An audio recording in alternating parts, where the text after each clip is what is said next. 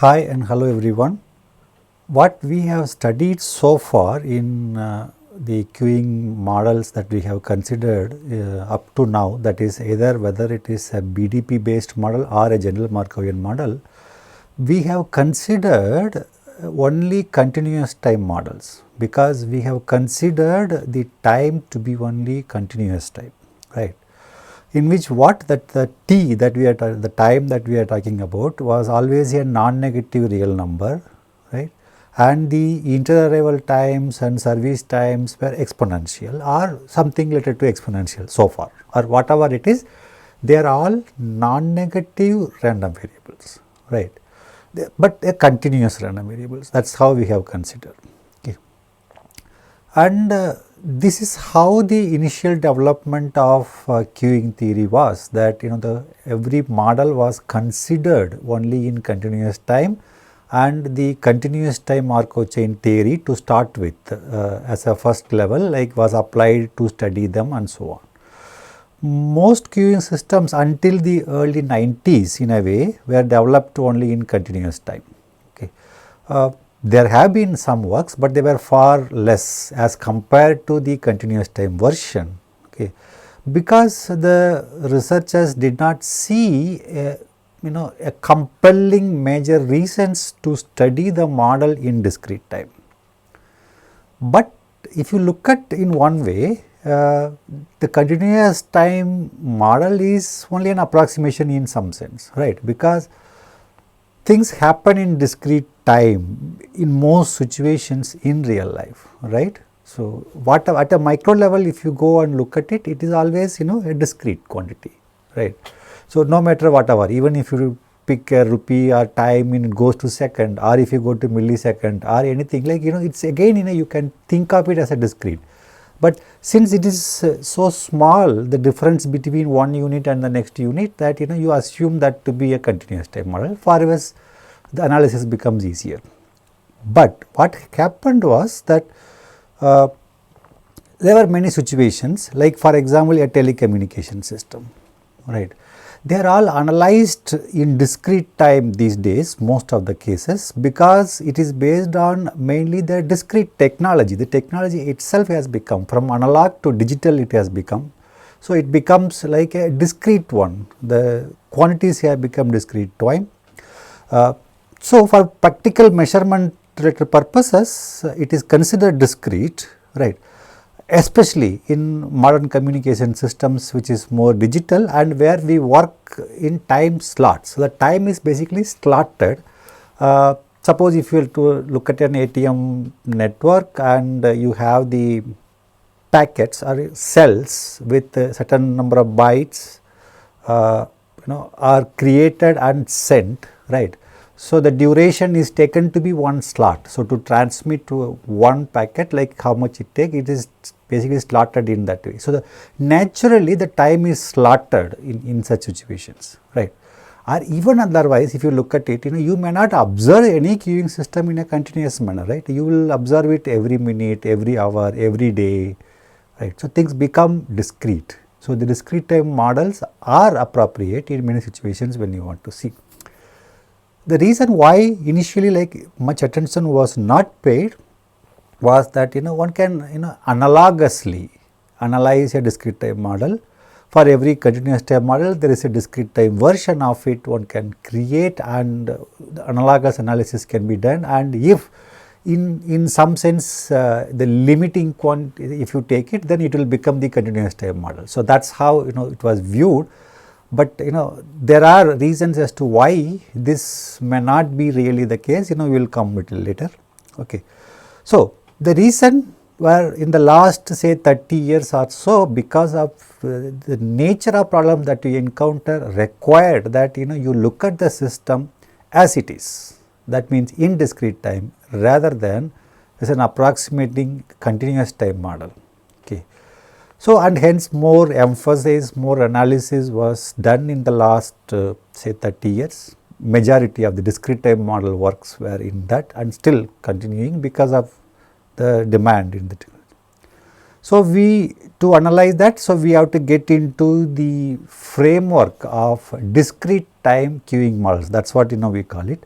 Again, only in this lecture we will concentrate on the discrete time queues. We are not going to consider anything further for any of the other models. We will come back to the continuous time at a later stage after this lecture. But this gives you an idea about how the analysis could be done in discrete time, whether it is analogous or not analogous to the continuous time, right. And just to give a flavor of what is a discrete time queue and how one looks at in that scenario. Okay, so that is what is with the objective of this lecture. So, to start, we have to take this simple model again in discrete time, which is a discrete time birth death process. It is a discrete time version of the birth death process that we had in continuous time, where the birth process, in our sense it is arrival process, it is state dependent Bernoulli process, and the death process is state dependent geometric distribution. Of course, it is not really process, basically the duration follows a geometric distribution. So, what is a Bernoulli process?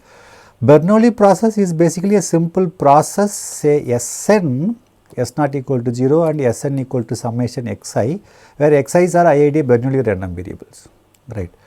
So, the interbirth time or the time for the next birth or the time for the next death, both will be geometric distribution as opposed to exponential distribution as you had in the continuous time period. So, the parameters here, we are using the same notation lambda I, mu I, but commonly it is some other notation, some ai, bi's are used, does not matter, it is one and the same. So, what is lambda I here? Now, this is the probability that a birth occurs when there are I greater than or equal to 0 customers in the system. So, lambda I is basically probability of a birth in the slotted, in one slot, right, occurs when there are I customers in the system. Okay. So, the time to birth, then naturally it will become a geometric distribution, right, because in each time unit it has a probability of lambda I of B giving there is a birth there. So, if you look for the occurrence of birth as a success, so how many failures preceding that, so you will have generally a geometric distribution comes into play, and this 1 minus lambda I, which we denote it by lambda I bar. So, in this lecture wherever bar is there, it means this 1 minus lambda I, which is the probability that no birth occurs in that slot. Similarly, mu I is the probability that a death occurs when there are I greater than or equal to 1 customers in the system, and this mu I bar, which is 1 minus mu I, is the probability that of no death occurs.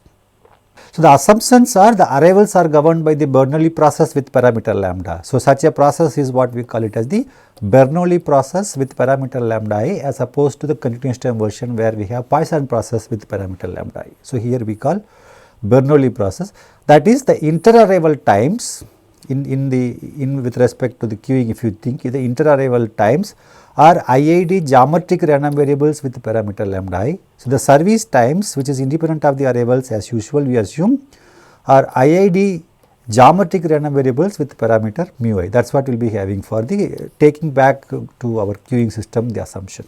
Now, the state space is the set of all non-negative integers. Let this denote the number of customers in the system. Then the transition probability matrix can be written as this, right. So, lambda naught, right, is the probability of one birth at when the state is 0. So, since at 0 no death can happen. So, this is probability of moving from state 0 to state 1. So, if I want you want to mark it, this is 0, 1, 2 and so on, this is 0, 1, 2 and so on. Suppose if you want to mark the states, right. So, but then when the system state is 1, right, with one departure, one death and with no birth, it can come to state 0, or with no departure but with one birth it can come to state 2, either no departure and no arrival. So, it can remain in state 1, or one departure, one arrival and one departure happens. So, it can remain in state 1. So, this is additional thing that you would have in discrete time, whereas this kind of things is in continuous time, like at most one event can happen, either a birth or death. But here at most one of each type can happen. So that means that you have one death is a possibility in a one particular time slot, right? So that's what we have to take into account. So that's why you get these additional terms here. So like this it goes. Now if I denote pi I t, again t here is basically discrete here. So many a time it is preferred to use n rather than t, but for this lecture we assume that t to be the same, just like lambda and mu we have taken in the same notation. So this is the probability that there are I customers in the system at time t, right? And this pi of t vector is the vector of state probabilities, and if this matrix P is irreducible, aperiodic and positive recurrent, right, then you will have this pi will be given as a limiting probability and will be satisfying the stationary equations given by pi p equal to pi and pi e equal to 1, which are all the normal theory that you have there. Now in that case, that pi p equal to pi is basically boils down to this set of balance equations for this case. This is basically pi p equal to pi is what we have written down here, pi equal to pi p is what is written down here, which if you solve from the first equation, say for example, you can write pi 1 in terms of pi naught as this, and substituting this in the second equation and writing down and recursively writing down, you can get much like the continuous time model, you can get into this. You have to worry about what exactly to put goes into this coefficient term for this pi naught, what goes inside you have to work on a bit, but otherwise the process remains the same. So we are not going to explain further into that, okay. So from the first equation you will get this, that is very easy to see, right, because this pi naught, this lambda naught bar, remember bar means 1 minus lambda naught, so that is why you get into this, right. From second equation and third equation onwards, like for every I greater than or equal to 1 onwards, like you will get this expression after plugging in from pi 1 here, which we can write this pi 1 also in the same form with the assumption that mu 0 equal to 0. That is what we can write in general also here. Now the normalizing condition summation pi I equal to 1 will give you this, and as you always know that this quantity pi naught will be greater than 0 provided the quantity inside the the square bracket here is finite, meaning that this series is convergent, and that is the condition for stability, much like the continuous time model. So the theory, discrete time BDP theory is almost similar to what you would have had for the continuous time model, okay. Now here as opposed to continuous time, in discrete time you have to worry about at what point of time you are looking at the system.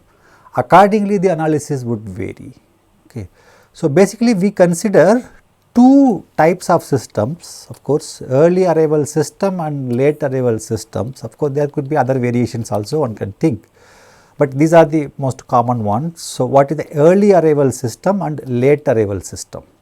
This is depending upon different assumptions made on arrival times and service times in relation to the slot boundaries, like how things are slotted and where arrival happens, where departure happens, and at what point of time you are looking at the system. That is what is important. In continuous time this does not matter, because in an infinitesimal interval there is only one thing is possible, and it does not matter, you are looking at it continuously, so things will happen and no issue. But here you are observing system only at discrete time points. Now suppose if the arrivals have happened or departure happen in between your observation point of time, how you are going to count it, at what place you are going to add and what place you are going to count, accordingly that this description is what we give here. So to make our life easier, like we divide the time axis into a sequence of contiguous slots like 0 to 1, 1 to 2 and n minus 1 to n and so on. Now let us consider what is an early arrival system.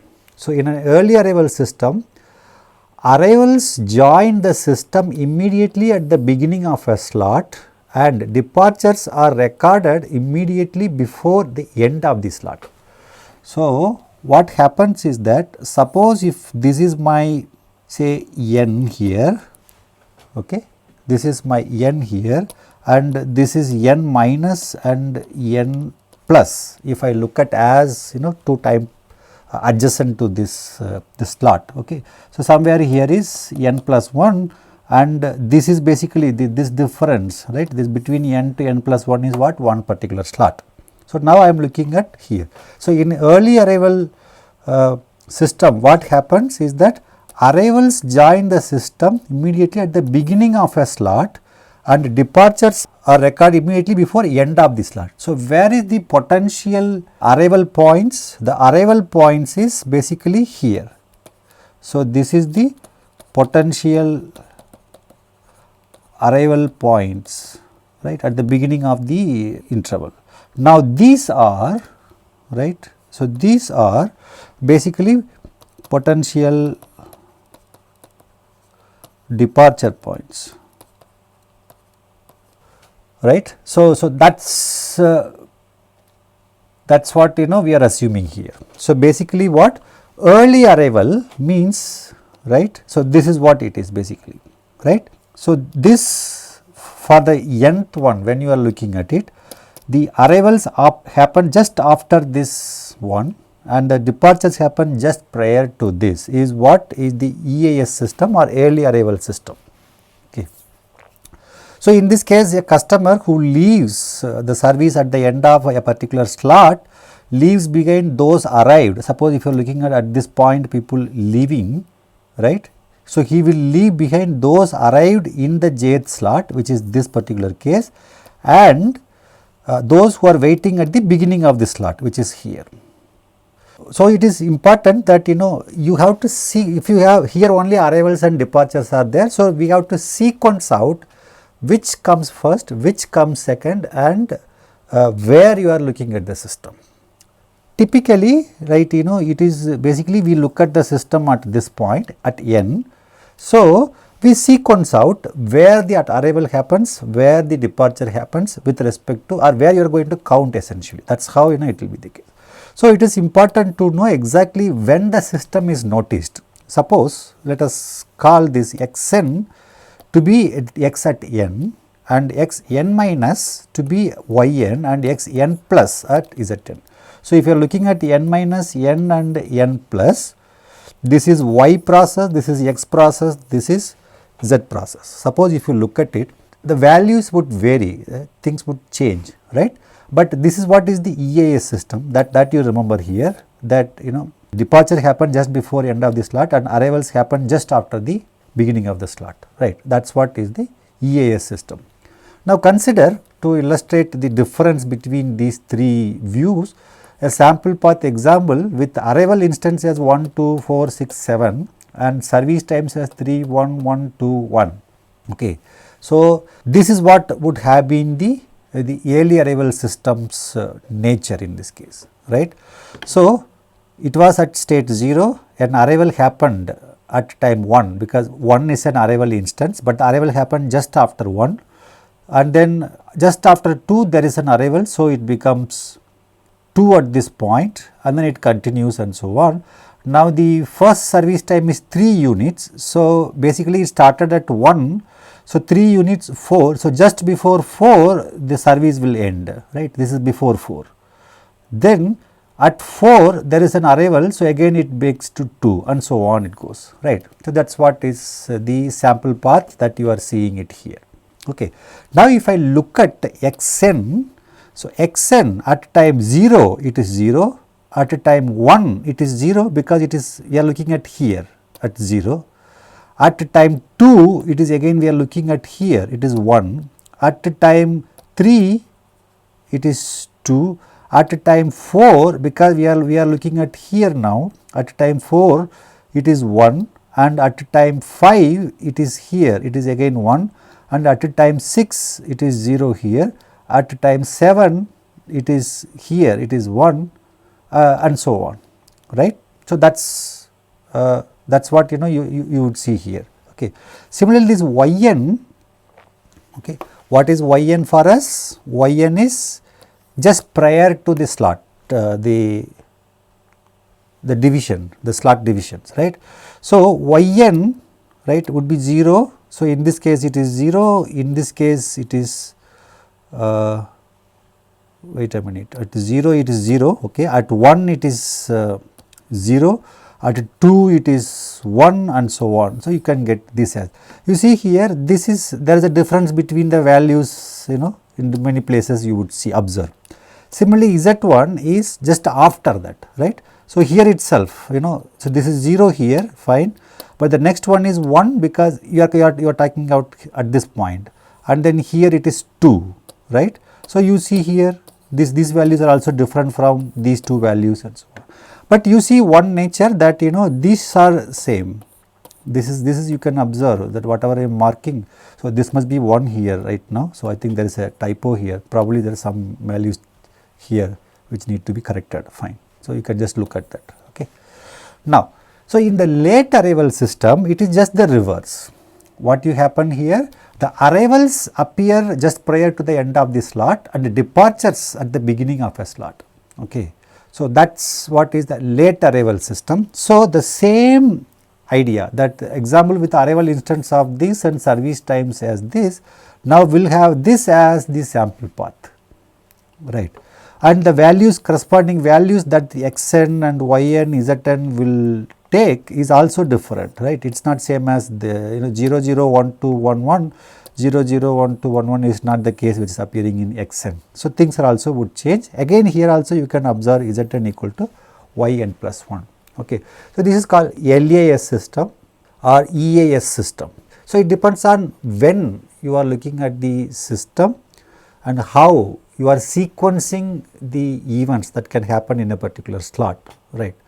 That is what is these two systems that we can do. Okay. Now, with this idea of basic thing, then we can look at the first or the simplest discrete time queuing model, which is called as GEO1 or geometric/geometric 1, which is typically called as GEO1.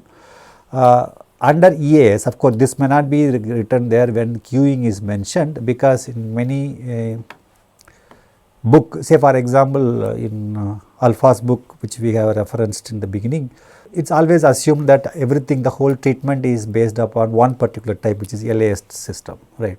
But when you want to distinguish, you know, you can make these kind of distinctions, okay. So, here we are looking at the simplest discrete time queuing model, which is GEO1, which is analogous to MM1 model in continuous time, and hence similar assumptions hold that, you know, it has infinite capacity, FI/FO discipline, one server is there. Only thing change is that the times are now slotted in discrete time units, and the inter-arrival time and service times are all exponential distributions. So, this can be modeled as a special case of the discrete time BDP or discrete BDP with lambda equal to lambda, mu equal to mu. We are assuming an EAS system. Okay, that is important. How you are going to look at the system, you also have to specify additionally in the case of a discrete time model, that is important. Okay.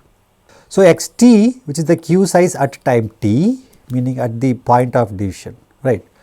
That is what we are looking to. Consider the case of viewing the system exactly at the point of division in the EAS system. That is how generally models are written. So, it is xt, if I call it, it is a discrete time Markov chain. We can observe that xt plus 1 can be written as xt plus n of 1, where n of 1 is the net addition during this interval, open t, close t plus 1 up to that, okay.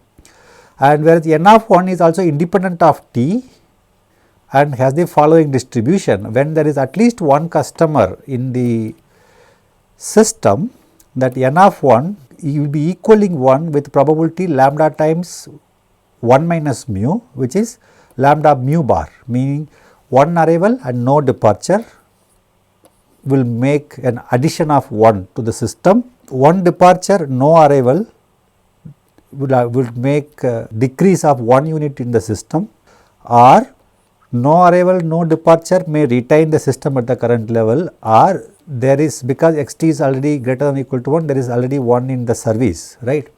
So, during this period t to t plus 1, right, you know, arrival can happen just after t, departure can happen just before t. So there could be an arrival, there could be a departure, both can happen. So there is a possibility that this is the additional thing, as we said, in discrete time that you have. Then again you will retain at the system state to the same level as earlier. Okay. But when x is equal to 0, remember carefully that this is 1 with the probability this and with 0 with the probability this is what, because of the EAS system. If you change the LAS system, then the change will be only on this N1, right, one would see that. Okay. Now remembering that this Xn is a discrete time Markov chain with TPM as given by this matrix, right, where this is what is the first row probabilities and then rest of all would remain the same as one would expect. Okay. Now it can be shown that this particular Markov chain is positive recurrent and it has a steady state solution provided lambda is less than mu in this particular case, just like in the MM1 case in continuous time. Okay. So the stationary equation then I can write as pi equal to pi p, which will give me pi equal to pi p is what will give me this set of equations. Now again from the first equation you can obtain recursively that I and I minus I plus 1 satisfies this relationship, from which I can write pi I plus 1 as lambda mu bar by mu lambda bar times pi I, right. Now that quantity, if I call it some alpha, that is lambda mu bar by mu lambda bar as alpha, then pi I will be some alpha to the power I times pi naught. Now again normalizing condition will give me this one, pi naught equal to 1 minus lambda, provided alpha is less than 1, right, you require that.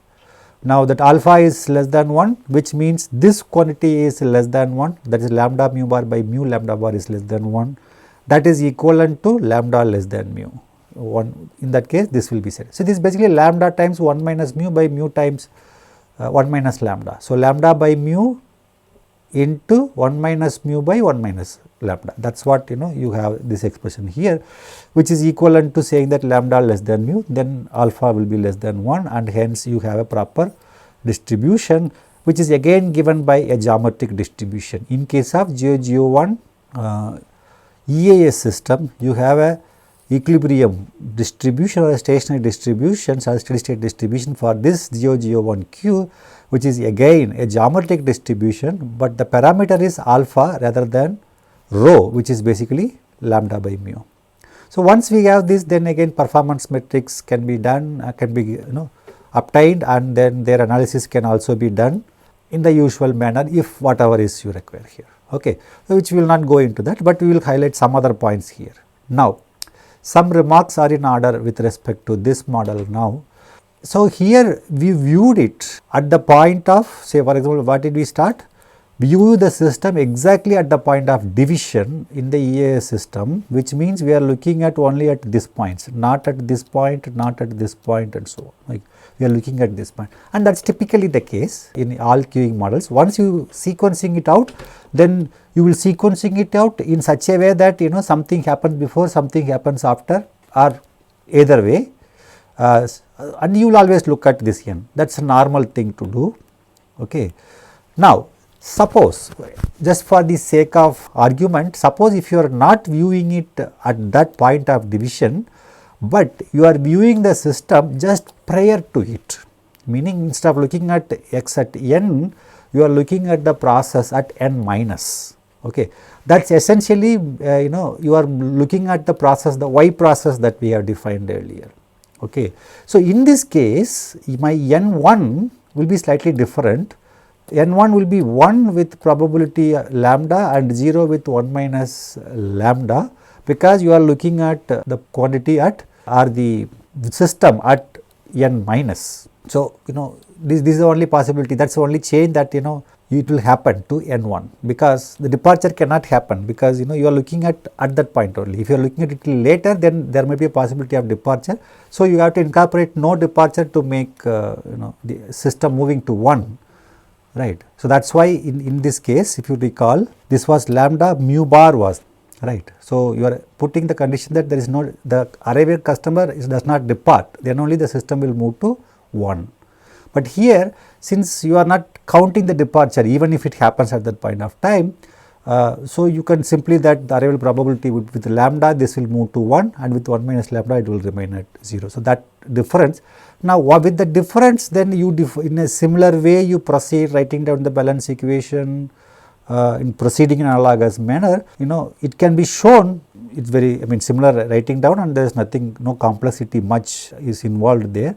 It can be shown that provided rho is less than 1, my pi I hat, if I call this the distribution as pi I tilde, then this is same as this distribution, where I is equal to 0, it is still 1 minus rho, but for I greater than or equal to 1, it is rho times this. This portion looks like a geometric distribution, right, but overall this is not geometric, but conditionally it is geometric given that the system is not empty, right. That is what this rho comes in here, system is not empty with rho. So, given that, then this is geometric, that is what is coming out to be. Okay. If you view the system just prior to it, now if you view it, what will happen just after this, just after the point of division that you have marked it. So, the treatment is exactly same as the one case that we have just seen, that's prior to t, because of this relationship that holds here, and you will arrive at exactly the same solution. Now, the stationary distribution for the continuous time is derivable provided you put some conditions on the parameters along with the time units, and as t tends to infinity, and in all these cases whether you pick these or the earlier one. So, all the three cases, in whichever point that you are looking at the system, in the limit, if you want to take it to the continuous time limit, they will all be converging to this 1 minus rho times rho to the power I, which is the stationary distribution or the steady state solution of a corresponding MM1 cube. So, whichever way you look at it in discrete time, it matters, but when you take it to the continuous time limit, all of them will lead to the same limit, which is what one would expect to happen, because it cannot go differently, right. So, that is what we have. So, normally this is only for our illustration purpose that we have given here, but normally once you define whether EAS, LAS or any other type of system that you have, suppose if you have vacation or other retrials, then you have to sequencing it out the events that can happen in a particular time slot, and then your analysis will proceed accordingly. Okay. So, this is only for illustration purpose, that what would happen if you look at the system in the other point of time, how this will vary. So, now the same GO1 let us look at as an LAS system. Okay. So, everything remains the same except that now like we are looking at this as an LAS system. So, you have this, now this remains same as the earlier one, but now n of 1 would be this, right. So, because now LAS system, so go back, analyze, the arrivals appear prior to the end of the slot and departures at the beginning of a slot. So, that will give us n of 1, means that when the system is in 0, just after 0, since there is no customer is there, the departure cannot happen, but just before 1 there could be a possibility of an arrival, and you are looking at the point of division, right, viewing the system exactly at the point of division. So, the arrival could have happened just prior to that, because now prior to n minus arrival time instant and n plus is the departure instant. That is what happens in LAS queues, right. So, this can happen with lambda and 1 minus lambda. Now, you see that this is similar to this one, this view that you have here, and you can proceed along similar line, which is what we have given it here for LAS. The TPM can be written in this form, the balance equation again alpha in a similar fashion. So, pi I can be written in terms of this pi naught from this using this alpha in this manner, and again using normalization condition, my pi naught will appear to be 1 minus rho, and therefore, we get pi I to be equal to this expression, and you can see that this expression is same as this expression. There is no difference, but it is just that we have written it slightly differently, that is all. So, it is one and the same if you work it out and see. I mean, just put the value and then you will see that it is exactly the same. Okay. So, this is what is the normalizing condition. Say if you get 1 minus rho and pi I will give you this. So, this is this equilibrium solution or the steady state solution that you would have for this LAA system. So, you see here in the EAS system, if you are looking at the prior to time point, a similar solution is what you are getting in a LAS system kind of thing, right. So, you define what system you are following, EAS or LAS, and look at the point of division to get the solution. That is normally is done here. Okay.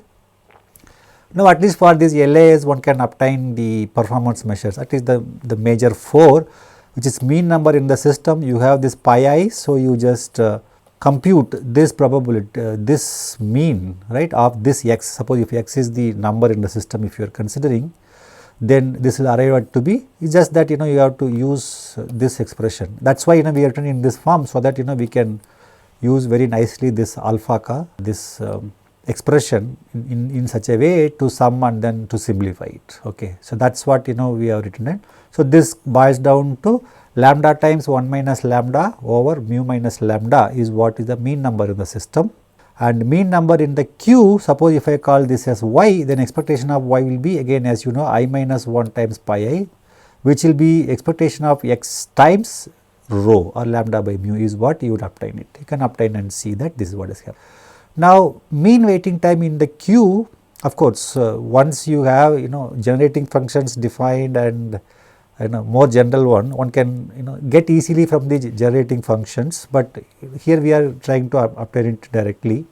Assume that again, as we said, FCF as discipline, TQ be the waiting time in queue for a customer. So, and let WIQ is this TQ is equal to I time units he will wait is what this WIQ.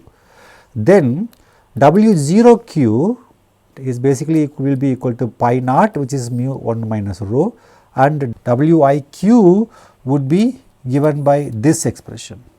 Reasoning is clear that the same argument that we have used earlier in continuous time in a similar way, like you are viewing the system in FCFS. So, you look at a customer who is arriving here. If we have j customers in the system, an arriving customer will wait I time units if in the first I minus 1 time units exactly j minus 1 services are completed and the service completion of the jth item occurs at time I, then his waiting time would be equal to I.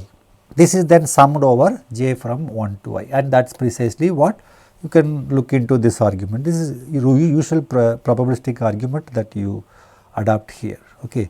So, the R one can obtain this using generating functions and things like that, but that we will not go into that. Okay. The mean time, then once we have this, you can if you plug it in this pi i's from the earlier expression, this expression can be simplified. If removing this sum, this can be simplified to a simple expression, and using that you can compute its expectation of TQ, because you now got the distribution which you can obtain to be this. This is lambda times 1 minus lambda divided by mu times mu minus lambda is what then you will obtain as the mean waiting time in the queue, and mean waiting time in the system, right, as usual it is mean waiting time in the queue plus the service time. So, that is what you would make here, expectation of TQ plus 1 by mu is the service time that you get here, mean waiting time in the system, right. This is for LAA system, similar things for LA system also you can obtain. Now, some remarks are in order. Now, we have seen here, we have considered the GO1 model. We saw that the discrete time BDP was applied to that, and the analysis was something similar to what you have done for the MM1 model in continuous time.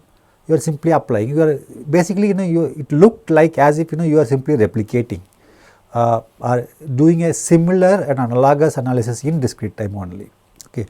That is true, but that is not true for any general cases in general, but in this particular case for GO1 model that might be true.